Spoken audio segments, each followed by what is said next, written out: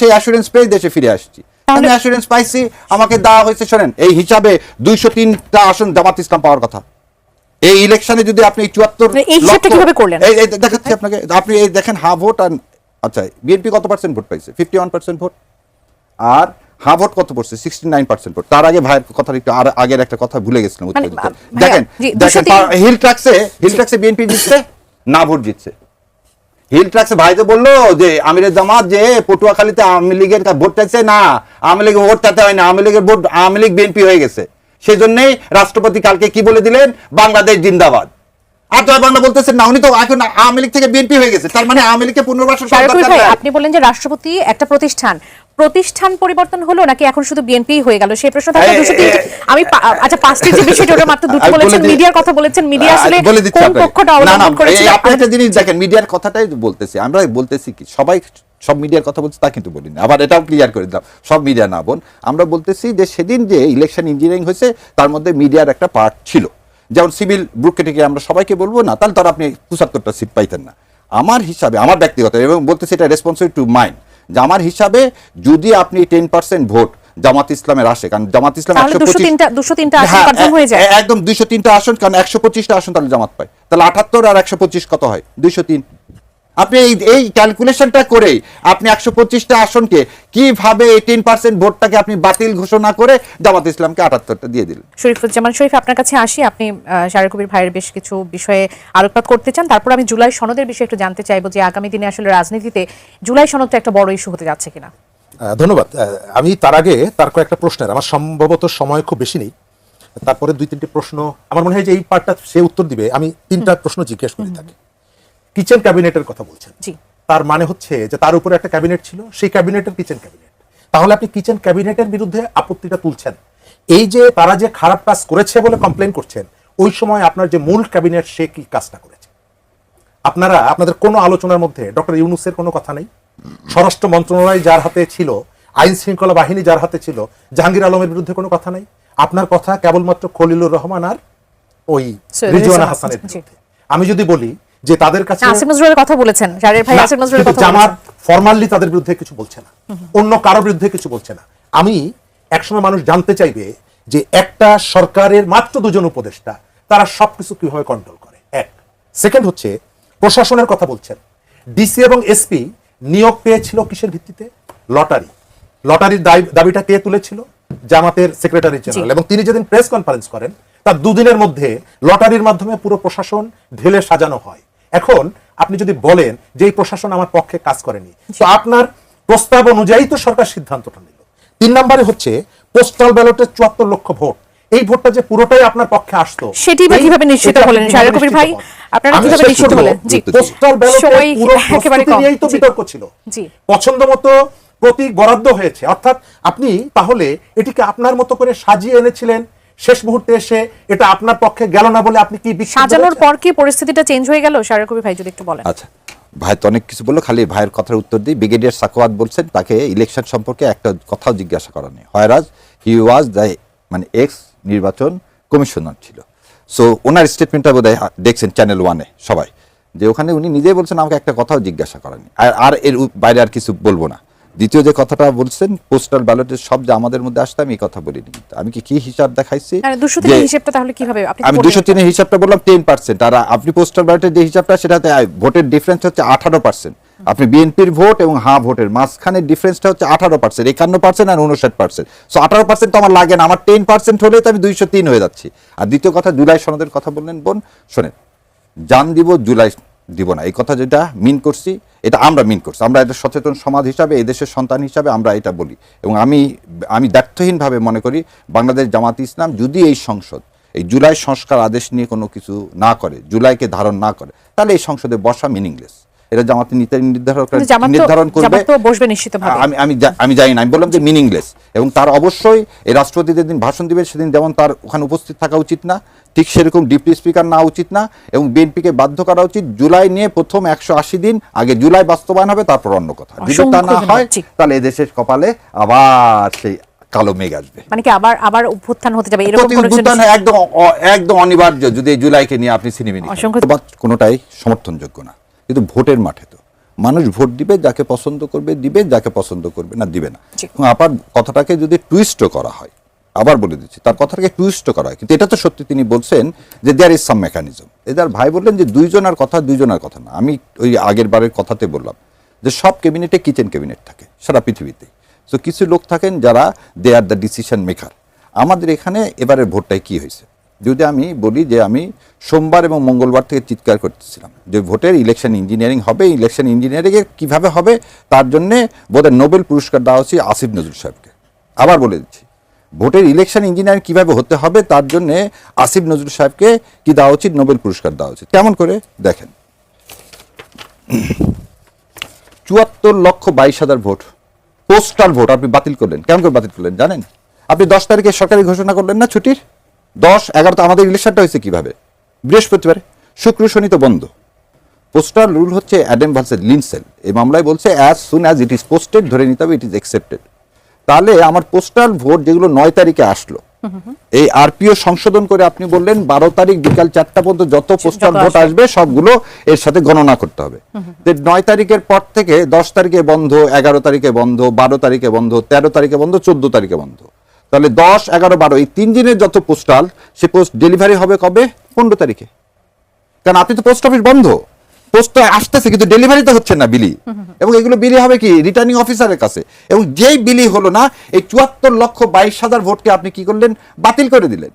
এবার আপনার আমার কথাতে ভাই যেটা বললেন এটা এক্সপ্লেনেশনটা কেমন করে, তাহলে আইনের মাধ্যমে আপনি একটা কি করলেন, একটা রিগিং করলেন। দ্বিতীয় রিগিংটা কি, 5টা জিনিস এবারে ইলেকশনটাকে কারচুপি করলেন। সেদিন আমি বললাম যে মঙ্গলবারে না সোমবারে আমি বোধহয় ইউকে দিছিলাম যে যেভাবে ইলেকশন হচ্ছে তাতে কিন্তু ফ্রি ফেয়ার ইলেকশন হবে না। ইউ যে কমিটি, সেই কমিটিকে আমি পুরো লিখিত পাঠাইছিলাম। যে কেন লিখিত পাঠালাম, যে 5টা জিনিস এখানে কাজ করতেছে এগেনস্টে। সে হচ্ছে মিডিয়া, দ্বিতীয় যে জিনিসটা বলছে সিভিল ব্রুকরেট কি, এদের ভাই কেন রাষ্ট্রপতির কথা বললাম, গত 15 বছরে যে আমলারা ছিল তাদেরকে দিয়ে তো আপনি ভোট করলেন, অন্য কাউকে দিয়ে তো আর ভোট করেননি।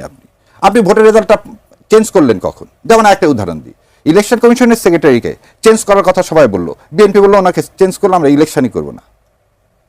তখন বলা হয়েছে ঠিক আছে, আজকে যে বললো ভাই একটু আগে যে মেনে নিছে বাংলাদেশ জামাত ইসলাম আমির সাহেব কি বলছেন, বুকে অনেক ব্যথা নিয়ে মেনে নিলাম, কারণ যদি মেনে না নিতাম তাহলে এদেশে অস্থিরতা সৃষ্টি হতো। সেই ব্যথাটা কি এখন আমরা জানতে পারছি? এখনো আছে। কেন ব্যথাটা মানেটা কি? ব্যথাটা কি বাড়লো? না, জুলাই সনদের জন্য আমরা সব স্যাক্রিফাইস করছি।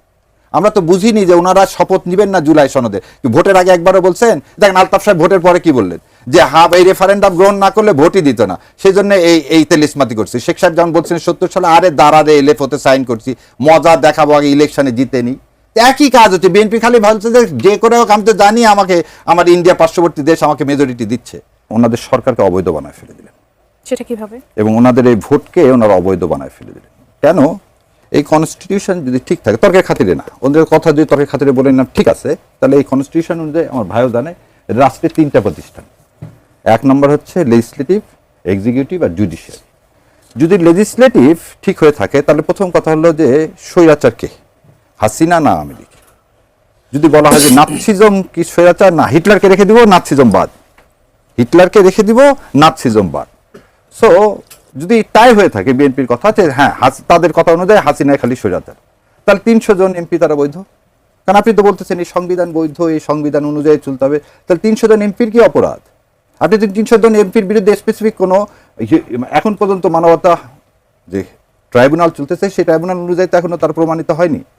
তাহলে একই দোষে যে এমপিরা যদি নির্দোষ হয় তাহলে রাষ্ট্রপতি নির্দোষ, আর এমপিরা যদি দোষী হয় রাষ্ট্রপতি দোষী। দ্বিতীয় একটা কথা, আপনি প্রধান বিচারপতি এবং 6 জন বিচারপতিকে কি জনগণের ইয়াতে তারা সরে গেলেন 6 তারিখে, পদত্যাগ করলেন না?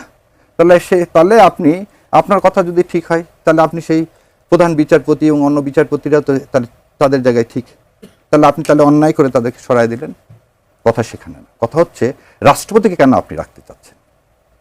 আপনি যে সংবিধানের দোহাই দিচ্ছেন, সেই সংবিধানের কোন জায়গায় আপনি 2টা প্রতিষ্ঠানকে মানলেন না, আর এক জায়গায় মানবেন কেন? তাহলে প্রধানমন্ত্রীও আছে 2029 সাল পর্যন্ত। আপনি হাসিনাকে বাদ দিয়ে ওই দল থেকে আরেকজনকে প্রধানমন্ত্রী নিয়োগ করতেন। হাসিনা ফ্যাসিস্ট, ভালো কথা, হাসিনাকে সরাই দেন, দিয়ে আরেকজনকে করতেন। মোস্তাক সাহেব করেনি, শেখ সাহেবের পরে মোস্তাক সাহেব রাষ্ট্রপতি হয়নি। তাহলে এই 300 জনকে নিয়ে আপনি তো এই কনস্টিটিউশনের মধ্যেই চলতে চাচ্ছেন। তাহলে আপনি ভোট করলেন কিভাবে? গণভোটের কথা না হলে রাখলামই, ভোট করলেন কিভাবে, আপনি ক্যাবিনেট গঠন করলেন কিভাবে 29 সালের আগে? জি তাহলে তার মানে হচ্ছে আমি আইনের প্রতি শ্রদ্ধাশীল না, জি আমি এবং একটু যেটাই বলি জি ইয়াটা আমার কি, তাল গাছটা আমার। শরীফ ভাই, আপনি এই বিষয়ে নিয়ে কথা বলতে চাইবেন কিনা? একই প্রসঙ্গ নিয়ে যদি আপনার কাছে কথা বলি, রাষ্ট্রপতি হওয়ার মতো বিএনপিতে 3-4 জন আছে এমন কথা বলেছেন মির্জা ফখরুল ইসলাম আলমগীর। তিনি বলেছেন যে কিন্তু প্রশ্ন হচ্ছে এখনই রাষ্ট্রপতি নির্বাচনের আলোচনা কেন? সংবিধান অনুযায়ী বর্তমান রাষ্ট্রপতির মেয়াদ তো শেষ হয়নি। যেমনটি এস এম শাহরিয়ার কবির তিনি বলছিলেন যে সংবিধানে যদি 300 এমপিকে রাখি, রাষ্ট্রপতিকে না রাখি, এই যে কন্ট্রাডিকশনটা তৈরি হচ্ছে, মানে এটা স্পষ্ট বার্তা আপনার কাছে কি আছে? ধন্যবাদ আপনাকে, ধন্যবাদ দর্শক শ্রোতা, আমার সাথে আলোচককে শুভেচ্ছা। বাংলাদেশে একটা গণ অভ্যুত্থান হয়েছে, এটি তো আর অস্বীকার করা যাবে না। গণ অভ্যুত্থানের পেছনে কতগুলো কারণ ছিল এবং কতগুলো প্রত্যাশাও ছিল। কারণের জায়গাটা কি? কারণের জায়গাটা হচ্ছে আমাদের দীর্ঘদিন নির্বাচিত সরকারের অনুপস্থিতি, ভোট ব্যবস্থাকে জালিয়াতির মধ্য দিয়ে শেষ করে ফেলা ইত্যাদি ইত্যাদি। যাকে সামনে রেখে আলোচনা করা হচ্ছে আমাদের রাষ্ট্রপতি, তিনি আওয়ামী লীগের হেরিটেজকে ধারণ করেন, এটি অস্বীকার করা যাবে না। এখন তিনি এখানে থাকবেন কি থাকবেন না, এটি প্রথমত তার একটা বিষয়। আবার রাজনৈতিক দল হিসেবে যেহেতু বিএনপি মেজরিটি পেয়েছে, জি আপনি এই ব্যাখ্যা, এই বক্তব্যগুলো আনতে পারতেন তখন, যদি আপনি 5 আগস্টের পরে আপনার যে সুযোগটা ছিল, আপনি সংবিধানকে স্থগিত করতেন, সংবিধানকে যদি বাতিল করতেন, তাহলে আপনি আপনার মতো করে গণঅভ্যুত্থানের স্পিরিটকে ধারণ করে আপনি এই জায়গাগুলোকে সেট করতে পারতেন। আপনি সেটি করেননি, এবং না করে আপনি গাছের উপরেরটাও খেতে চেয়েছেন, তলেরটাও কোড়াতে চেয়েছেন। আমাদের এই সময়কালে সবকিছুকে বাতিল করে নতুন কিছু নির্মাণের পক্ষে, এবং প্রতিনিয়ত আপনি শুনবেন আমাদের একজন তাত্ত্বিক দার্শনিক ফরাদ মাজহার, তিনি কিন্তু এই কথাটাই বলেন যে আমরা একটা বিপ্লবী সরকার কায়েম করতে পারলাম না, পুরো ব্যবস্থাটাই ছিল অবৈধ এবং সেটিকে আমরা কন্টিনিউ করলাম। অথচ তিনি কিন্তু তার স্ত্রীকে ওই যে অবৈধ যে ব্যবস্থাপনার কথা উনি বলছেন, যেটাকে রিপেয়ার করার সুযোগটা ছিল, রিবিল্ড করার সুযোগটা ছিল, সেই সুযোগটা তিনি গ্রহণ না করে তার স্ত্রীকে কিন্তু সেখানে মন্ত্রী বানিয়েছেন।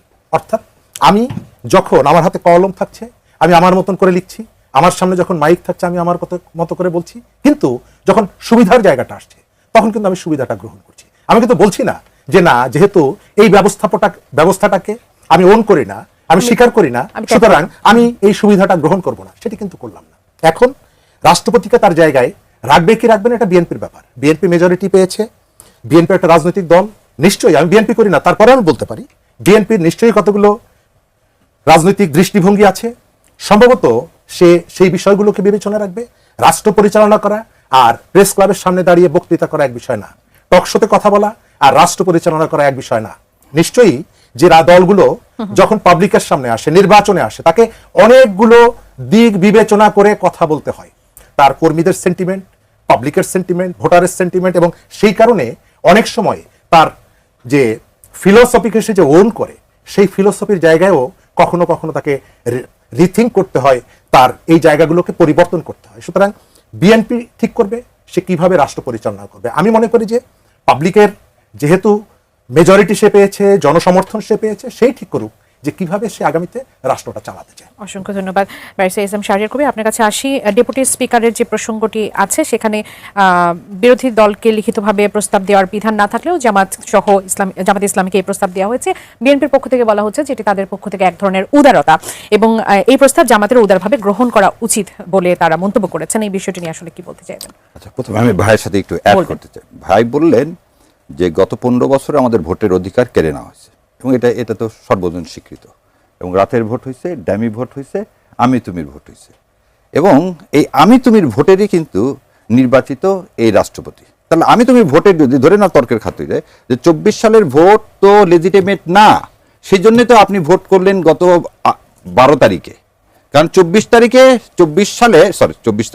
সালের যে পার্লামেন্ট ইলেকশন, সেটা আমি তুমি নির্বাচন, সেটা কি ভোটের অধিকার কেড়ে নেওয়ার নির্বাচন, সেটা হচ্ছে মনস্টারের নির্বাচন, সেটা হচ্ছে স্বৈরতন্ত্রের নির্বাচন। স্বৈরতন্ত্রের নির্বাচনের আন্ডারে যে রাষ্ট্রপতি নির্বাচিত হয়, সেই নির্বাচিত রাষ্ট্রপতি কিভাবে আপনি ধারণ করেন যে উনি আপনার রাষ্ট্রপতি? প্রথম আরেকটা জিনিস বলেন, এবারে যা কিছু সংগ্রাম হয়েছে, ভাই যেটা বললো সেটা হচ্ছে এই সংগ্রাম অভ্যুত্থান বিপ্লবের মূল স্পিরিটটা কি? জুলাই সনদ।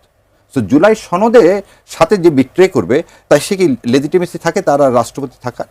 দ্বিতীয় যে কথা বললেন, সংবিধান বাতিল করেননি, তাহলে সংবিধানের মধ্যে কোথায় অন্তর্বর্তী সরকার ছিল? এই কথাগুলো এখন আর তুলে লাভ কি? আপনি তো অন্তর্বর্তী সরকার মেনে নিচ্ছেন রে ভাই, আপনি তার আন্ডারে তো ভোট করছেন। রাষ্ট্রপতির ক্ষেত্রে কি সেটাই হতে যাচ্ছে না, যে রাষ্ট্রপতিকে রাষ্ট্রপতিকে মেনে আলোচনা নেওয়া- করে আর আসলে লাভ নেই, না, যেহেতু বিএনপির পক্ষ থেকে যেমন শরীফ ভাই বলছিলেন যে বিএনপি এখন নির্বাচিত হয়েছে, তারা আসলে এই ব্যাপারে সিদ্ধান্ত নেবে, কিন্তু বিএনপি তো মেনে নিয়েছে রাষ্ট্রপতিকে, তারা তাদের মেয়াদ পূর্ণ করতে এই দিতে জন্যই চায়। বললাম যে কেন ওই প্রথম দিনই ভোটের পরেই বলছিলাম যে এখন তো সব দলিল দস্তাবেজ আসেনি, কেন বিএনপিকে মেজরিটি দেওয়া হলো তার পিছনে একটা কারণ আছে, এবং সেই কারণটা হচ্ছে আপনাদের দস্তখত দিয়ে আসছেন এই সংবিধান চেঞ্জ করবেন না, জুলাই সনদ বাস্তবায়ন করবেন না, রাষ্ট্রপতিকে মানে সরাবেন। কোথায় দস্তখতটা আসলে দেয়া হলো, কার কাছে দেয়া হলো? এই দস্তখতটা দেওয়া হয়েছে যেটা একদম ভোটের আগ থেকে বলে আসতেছি, কে আপনাকে দেশে ফিরতে দিতে চায়নি। কেন বলছিলাম আনন্দবাজার পত্রিকার কথা, তখন তো অনেকেই আমার উপর অনেক রাগ করছিলেন, তখন তো আমি এই তিনটা স্পেসিফিক কথা বলেই বলছিলাম, সেটা আজ পর্যন্ত ক্লিয়ার করেননি। আজ পর্যন্ত তো ক্লিয়ার করেননি যে এই দস্তখতের কথা বললাম, যে এই যে সমঝোতার কথা বললাম, আপনি আমাকে বলেন যে আওয়ামী লীগকে যদি দলগতভাবে নিষিদ্ধ করেন, সে আওয়ামী লীগের রাষ্ট্রপতি থাকে কিভাবে? আমি তো এই প্রথম কথাটাই যেটা বললাম বারবার, যে আপনি আমাকে একটা জিনিস বুঝান যে কিভাবে আপনি হিটলারকে রাখবেন আর নাৎসিজমকে বাতিল শাহরুখ করবেন। ভাই, এই ইস্যুটা নির্বাচনের আগে সমাধান করা কেন সম্ভব হলো না?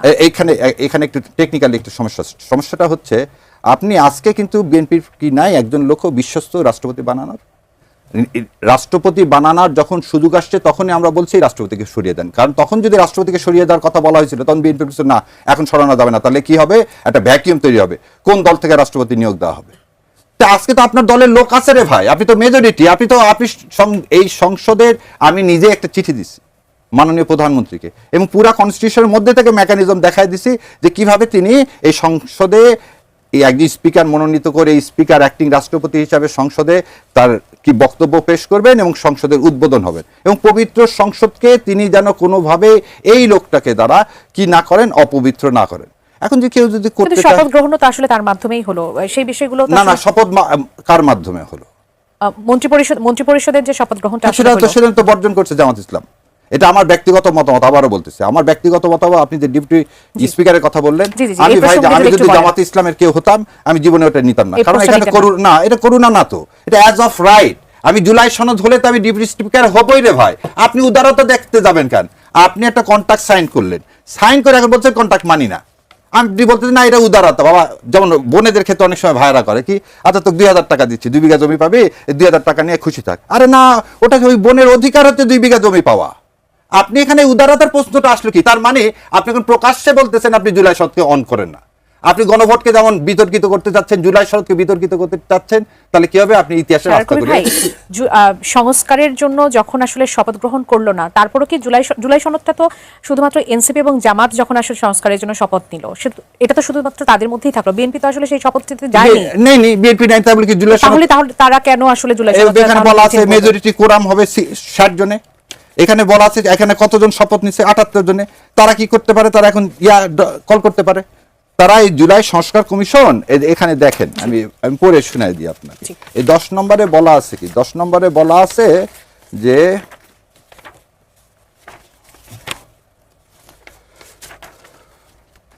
দেখেন, যে 10-এ বলা আছে কি 60 জনে হবে কোরাম এবং সংখ্যাগরিষ্ঠ ভোটে হচ্ছে পাস হবে। জামাত কি সেটা করতে যাচ্ছে? জামাত ইসলাম, আমি বললাম যে আমি তো জামাত ইসলামের পার্লামেন্ট মেম্বার না। পার্লামেন্ট মেম্বারদের উচিত কি?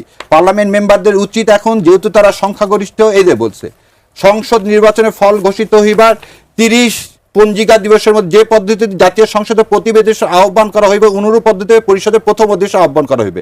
তাহলে রাষ্ট্রপতি তার শপথের ভঙ্গ করলেন, তিনি একটা ডাকলেন আর একটা ডাকলেন না। দ্বিতীয় কি বলছে? পরিষদ কার্যকর পরিচালনা ন্যূনতম 60 জন পরিষদ সদস্য উপস্থিতির প্রয়োজন হবে। এখানে তো কতজন আছেন? তাহলে তো জামাত এনসিপি মিলেই তো আসলে করতে পারে। বিএনপি না করলে কোনো অসুবিধা নেই। আপনি নিজের ব্যক্তিগত এটা আমার ব্যক্তিগত অভিমত, এখানে যে আইনে আছে তাই। এখন যে আইন যদি ওনারা না মানেন, ওনাদেরকে বসতে না দেন, ওনাদেরকে যদি অধিবেশন না দেখেন, তাহলে ফয়সালা তো রাস্তা ছাড়া আর কিছু নেই। আপনার কাছে কি মনে হচ্ছে জামাত কি সেটা করবে? অধিবেশনকে তাই ডাকা উচিত, আইনে তো তাই বলা আছে, তাই না ডাকলে কি করবে? শরীফ ভাই এই ব্যাপারে কিছু বলতে চাইবেন কিনা? আমার খুব বেশি বলার নাই, তিনি একজন আইনজীবী মানুষ, তিনি ব্যাখ্যা দিচ্ছেন তার মতো করে। আমারও কতগুলো প্রশ্ন আছে, যে প্রশ্নগুলোর উত্তর নেই।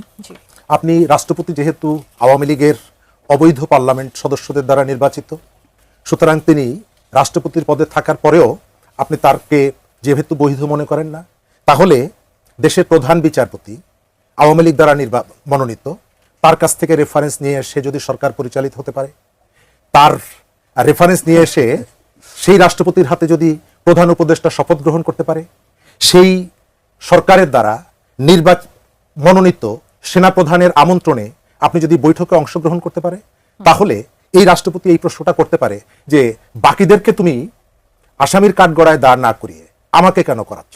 নিশ্চয়ই তুমি আমার ব্যাপারে তোমার ভিন্ন অ্যাকশন আছে। সেকেন্ড হচ্ছে আওয়ামী লীগ নিষিদ্ধ না, আওয়ামী লীগের কার্যক্রম স্থগিত। আওয়ামী লীগ ফ্যাসিস্ট, আমি স্বীকার করি, কিন্তু সেই ফ্যাসিস্ট কখন? রাতের বেলা, দিনের বেলা, ভোটের সময়? আপনি এই ফ্যাসিস্ট আওয়ামী লীগের দুয়ারে দুয়ারে গভীর রাতে যখন ভোট চাইতে যান, তখন আওয়ামী লীগ ফ্যাসিস্ট থাকে না।